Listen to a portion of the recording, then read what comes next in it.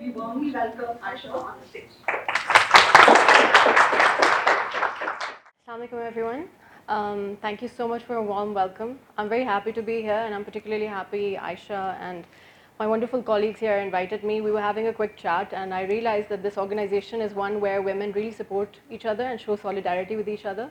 Someone was very proud that they had left this position to Aisha to take forward, and it was really nice to see women, really support other women and not take their leadership to be bigger than their solidarity and teamwork. So wonderful. Let's have a round of applause for women standing up for women. My topic is rebranding with courage. When we talk about brand, I want to today focus on the power of labels, particularly the dangerous power of labels. There's been no woman, I think, in South Asia particularly, that hasn't been labeled a horrible thing right from the start, right? And which is why my biggest hero in the world is Margaret Atwood, whose quote you see up here. She said a word after a word after a word is power, right? So I feel that when women rebrand with courage, the first thing that they should be doing is telling their story and telling their narrative. And that's the one and only way to take your brand to yourself and keep that courage to yourself and not give that power to somebody else. My sort of talk is divided into two sections. I'm going to talk about the labels that women are given as young girls, and I'm going to talk about the labels women are given as older women or professionals. And I'm sure that if you think about, the time that you were becoming, a prepubescent, young adolescent girl, the world changed for women, right? The first thing that happened to them was that they started becoming irritable to the people around them. Every time they would walk into a room, people would look at them and ask them to shrink themselves or to make themselves smaller. I remember, from a little child who was very, naughty and happy and happy-go-lucky, I started realizing that people are not very happy with me using my mouth. They would rather me, use my silence to make them feel comfortable. And it would always be about sit properly, talk less, make sure you are not making other people around you uncomfortable. So the first part of my talk is really about the labels that we had as girls and how this impacts our future. So if you could have the next slide, please. I think the first label that we all get as girls is that we're lazy, right? Girls and women particularly are asked constantly to make themselves busy.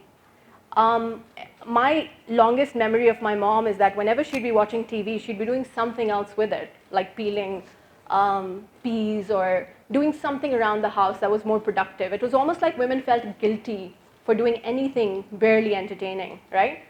And so if I would just sit and daydream, the idea was I was lazy. But I want to take those labels away from the people who call us these things, and I want to suggest alternate labels. And if somebody would call me lazy now, I would want to go back in time and tell those people who called me that I was just a young girl with dreams. I just didn't want to be somebody who, did manual labor and wanted to be measured by the kilotones of the manual labor that I did. The second label I think we all got as girl is that we were a bad girl, right? A bad girl is somebody who just, again, makes other people uncomfortable. Taking that label away takes a lot of courage.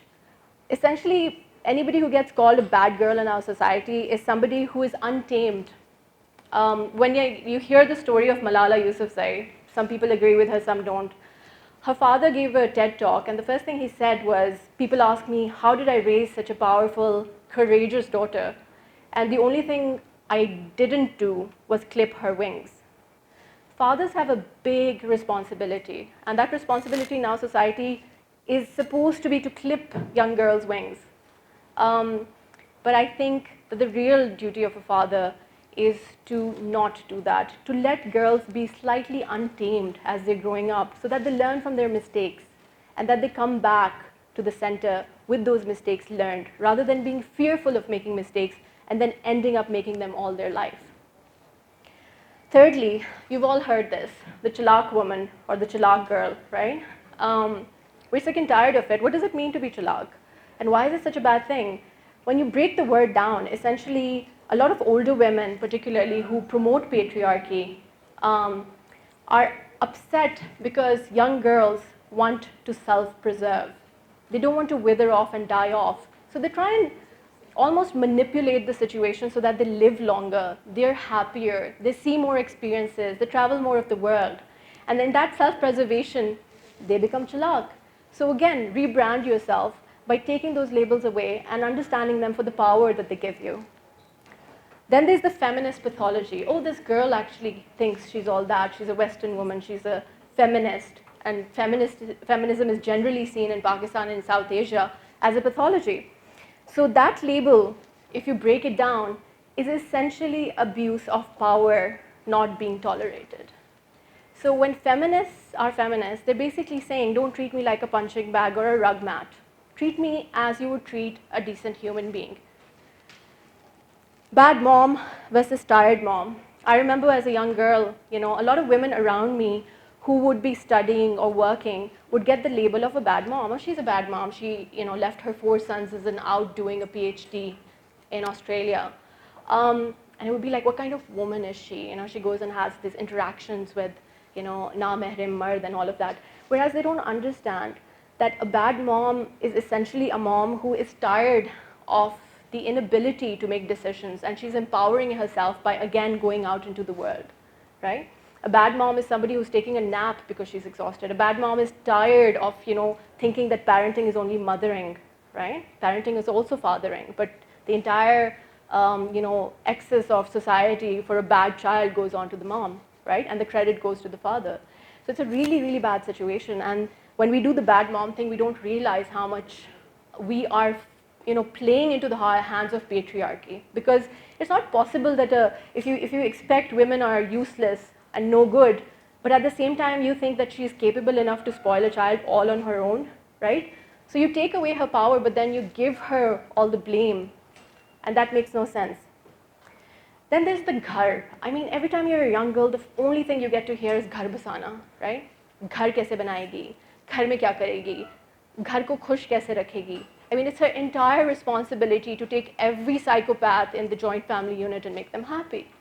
Essentially, if you rebrand that word, it's thinking as if you don't want a hostage situation. Ghar basana bahut achhi cheez hoti hai, and creating a nice, nurturing environment is a beautiful thing with kids and food and a warm fireplace. But it should not be a hostage situation. And a woman should not be tied down to the 4 walls of her house if in exchange for that, she's giving up the growth of her mind. So next time somebody asks you why you're not good at ghar basana, tell them that perhaps it was a hostage situation. Then I always got this label that I was too angry. I think everybody was like, this young girl is way too angry to be happy. And for that, the rebranding is, I think I'd had enough of male supremacy. Every time you are in a situation, there's always a divide between how much the boys get and how much the girls get. Boys get away with almost all sorts of misconduct because boys will be boys. Ladke hain, seekh jayenge aage jaake. But the girls have to suffer a massive amount of shame and blame for what they go through. And any psychologist will tell you that shame is not an easy thing to get over. It takes eons and eons of psychological therapy to get over shame because it is what society puts on you. And it's almost like you can't ever redeem yourself. The cost of failure. Then there's the begairat, right? We've heard this as well. Badi begairat aurat hai. And I think begairat is usually used in the sense of somebody who doesn't hide themselves or cloaks themselves either intellectually or in terms of clothes. And for that, I've rebranded it to fashion positive. I hope I'm doing a fashion positive statement right now as well. Lastly, a bad cook versus a bad chef. Everybody expects women to be good cooks, right? I mean, it goes back to the ghar basana.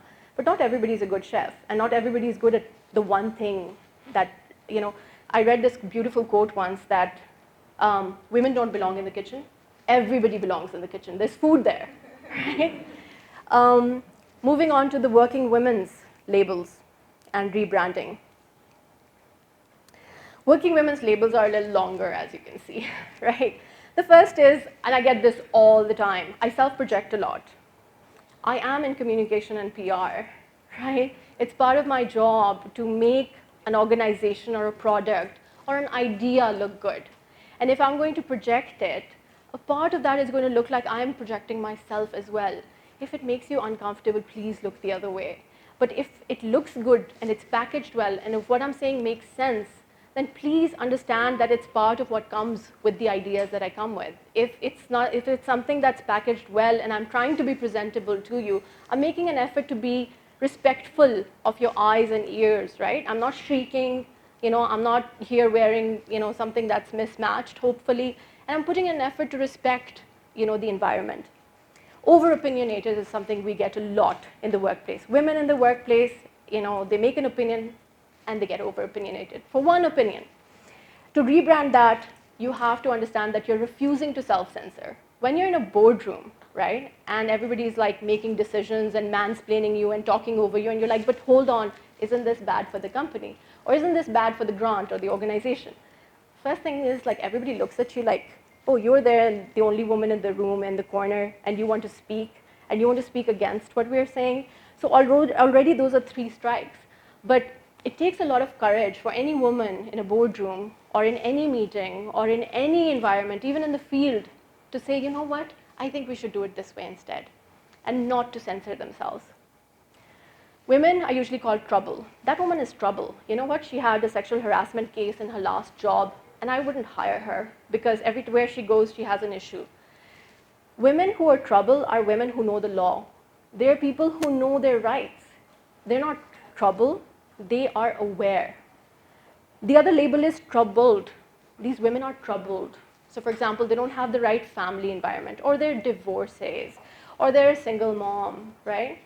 Troubled women are rebranded as essentially, it's hard to be human. It's exhausting to be human. There are lots of things human beings go through, including mental illness, including broken bones, or a physical disability or a mental disability. I have dyslexia, borderline depressed. It's not easy to be human just because of the scarring that one goes through just through living. So don't call women troubled. Women are just as human as the next person. And I want to make a point here. When you put women down, the thing that you're doing is you're not allowing men to be human too. Because they see women get so insulted for being human that they keep their weaknesses to themselves as well, and that hardens them, and that makes them toxic male masochists. They like it then when other people are in pain.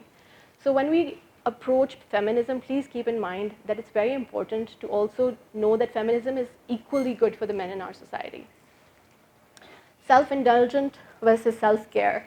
People who take care of themselves, like women who have naps or like go do their manicure or pedicure, are like considered to be self-indulgent. What's wrong with that? They're taking care of themselves so that they can take care of the entire community that they take care of.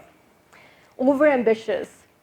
How many of you women have heard that? This woman's too ambitious, right? Those of you who don't put up your hands are self-censoring, I know. People who are overambitious essentially like paychecks. Right? They like money at the end of the month because they need to do something important with it, right? Like pay for their brother's school fee or for their mother's like dialysis machine. Uncollaborative versus low tolerance for stupidity. Like there are a lot of people I don't want to work with, and that's because I don't sometimes appreciate stupid things. I'm going to make the rest of the list very quick. Careless versus not without imperfections. It's okay to have imperfections, and it's okay to be careless. Unlikable versus I'm not your babysitter. Too intense versus intelligent. Robotic versus I don't want to use smileys in emails. So I was given this advice in my performance evaluation. They're like, people don't feel you're approachable. And I was like, well, I write very polite emails. They're like, yeah, they're polite, but maybe use a smiley. Lastly, argumentative versus getting a voluntary lobotomy. Lobotomy is when you pretty much take your brain out. Argumentative is how you win your position in the world. So ladies and gentlemen, with the last slide, I'll leave you with this one request for both men and women in their room, and particularly the men who are responsible for women. Shed your labels. Shed the labels you have for women. If you're women, shed your own labels. And lastly, don't ever make big mistakes. I think the biggest mistake you can make is to give up and to give up your space. Thank you.